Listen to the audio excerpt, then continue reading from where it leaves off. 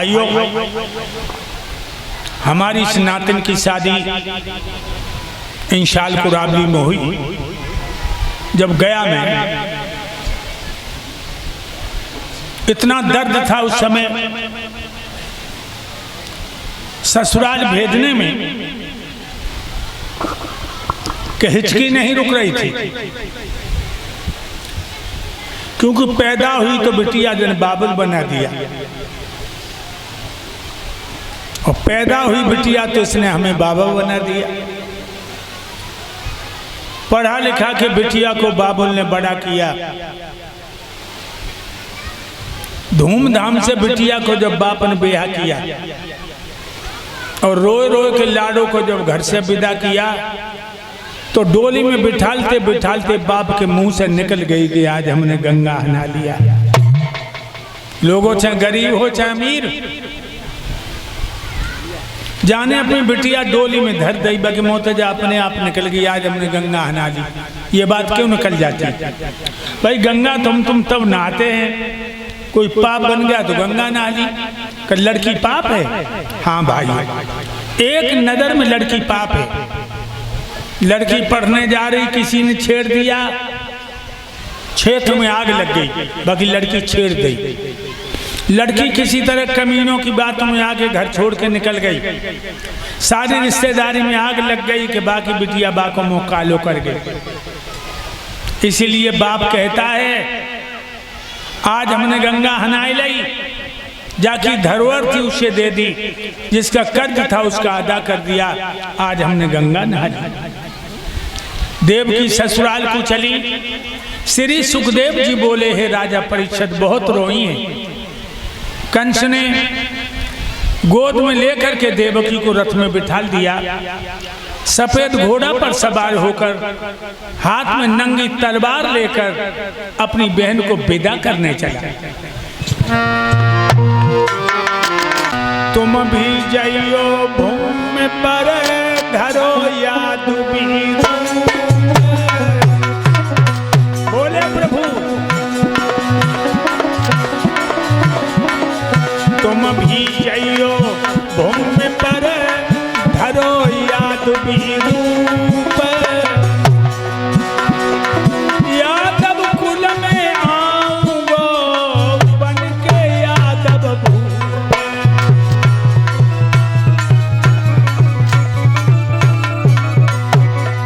यादव कुल में आऊंगो बन के यादव भूप।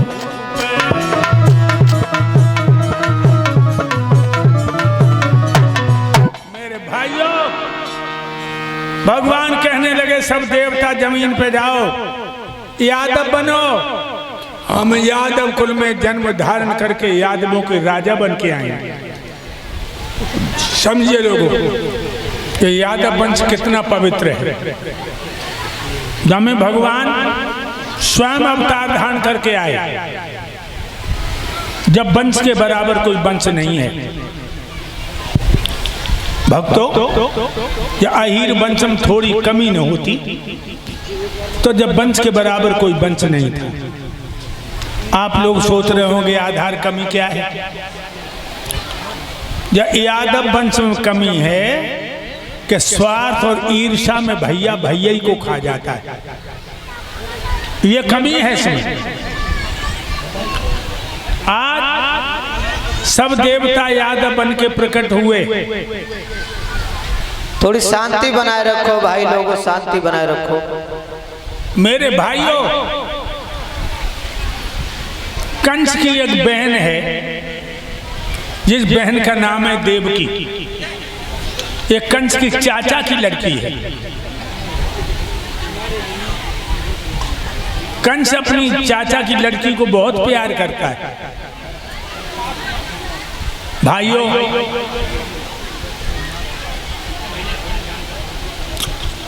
कंस के चाचा का नाम है देवक, और देवक की लड़की है देवकी। देवक ने अपने बिटिया की शादी वसुदेव के साथ में की है। ये वसुदेव शूरसेन के पुत्र हैं।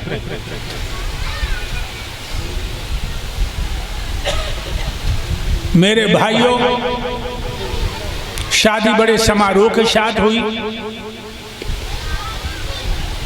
खूब दहेज हो, हाथी घोड़ा गैया बछड़ा रुपया पैसा सोनो चांदी कंकर कंकरी सब दहेज में दिया। और भक्तों जब हम तुम जानते ही हो, पहली बार लड़की जब ससुराल को जाती है तो जब लगते कि बाबुल के आंगन की शोभा सब बिटिया की संग ही चली गई। जब पहली बार लड़की जाती है, में देवकी जा रही है, पीछे से एक रसाला है, आगे पीछे कंस राज वसुदेव कुमार का साला है।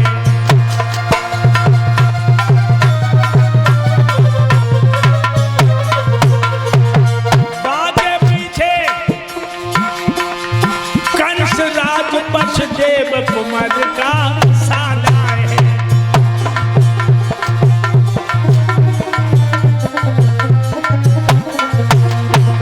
मथुरा से 3 खेत रथ निकल पाया, गड़गड़ाहट की आवाज हुई, आसमान से देवता आवाहन करने लगे, भोजराज कंस। कंस ने ऊपर देखा, क्या है, कौन हो तुम? देवता कहने लगे, मैं तेरा शुभ चिंतक हूं और तुझे खतरा से अवगत करा रहा हूं। क्या? जिस बहन देवकी कोई तंगी तू साई से पहुंचाता है, जाके पेट में ओ पगला अब काल तेरा मुस्कियाता है।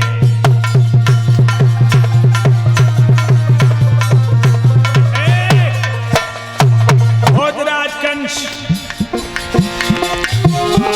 इसका धमा पुत्र होगा, देवों का मान बढ़ाएगा, तुझको और तेरे यारों को सुरपुर की हवा खिलाएगा।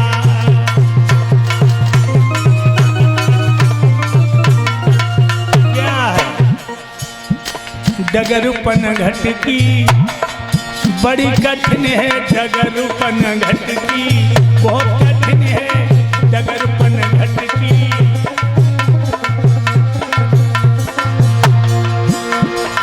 डगरपन घट की,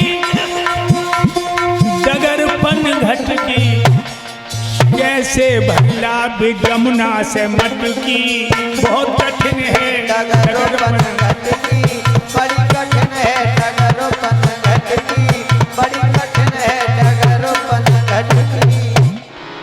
देवता तो कहकर खिसक गए। कंस को इतना भयंकर क्रोध आया।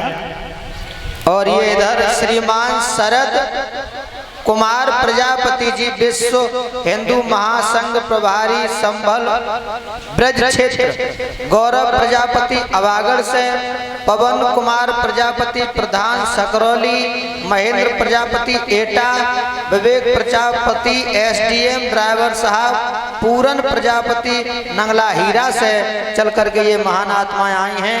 भगवान ने सद्बुद्धि प्रदान। मेरे भाइयों, और जैसे इन भाई लोगों का माला डाल करके सम्मान करें, बहुत धन्यवाद। अभी 5 मिनट रुक जाएं, उसके बाद कंस, क्या नाम? उद्देश्य बाबू प्रजापति समुद्र दे रहे, सुखो शांति दे। भाइयों,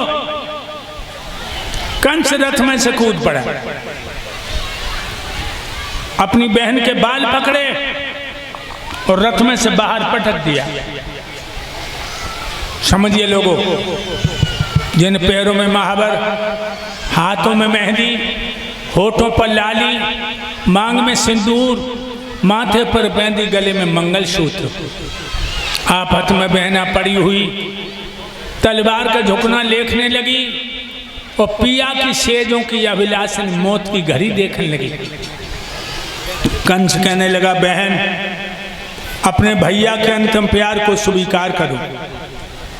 अब तुम्हारा भैया तुम्हारी जिंदगी लेने जा रहा है। देवकी बोली, भैया अभी खुशी खुशी ससुराल भेज रहा था, एक पल में क्या हो गया। जवाब दिया, तूने आकाशवाणी नहीं सुनी, तेरा 8वां बेटा मेरा काल है, और जब हम तुझे ही नहीं रखेंगे तो काल पैदा कहाँ से होगा। देवकी कहने लगी, भैया मेरी जैसी बहन तेरे जैसे भैया को मौत पैदा करेगी तो हमें पैदा ही नहीं होना था। मार दे मेरी गर्दन में तलवार। जो कंस ने तलवार उठाई, बस ने पकड़ ली झपट के भोजराज कंस की कलाई। ठहर जाओ भोजराज कंस, आपकी इस तलवार ने बड़े बड़े योद्धाओं का लहू चाटा है, और आज ये तुम्हारी तलवार तुम्हारी एक बहन के खून की प्यासी हो गई। बस देव, हाँ मैं जानता हूँ हमारी तलवार ने बड़ी बड़ी महारथियों का लहू पिया है। एक स्त्री के खून से तलवार की प्यास बुझाना शोभा नहीं देता, लेकिन बिना स्वार्थ के पाप नहीं होता, और प्राणों पर जब नौबत आ जाती है तो बेटे का बाप नहीं होता। भोजराज कंस,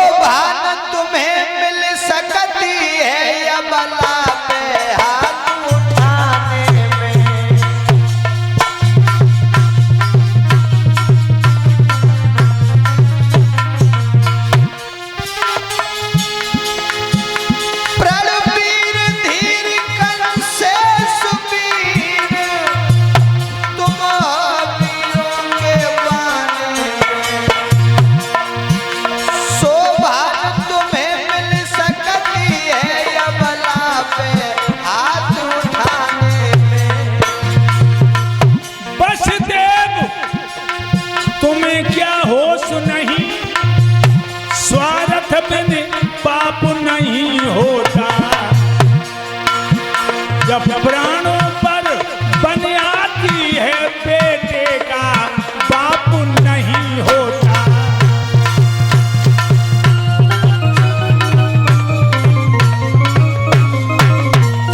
तुम देख रहे हो इसका 8वां बेटा मेरा काल है, देवताओं ने भविष्यवाणी की। हाँ, इसलिए तुम मेरी कलाई को छोड़ो, जब नागिन को मार देने दो। नहीं, जब नागिन मर जाएगी तो सपूला पैदा ही नहीं होगा।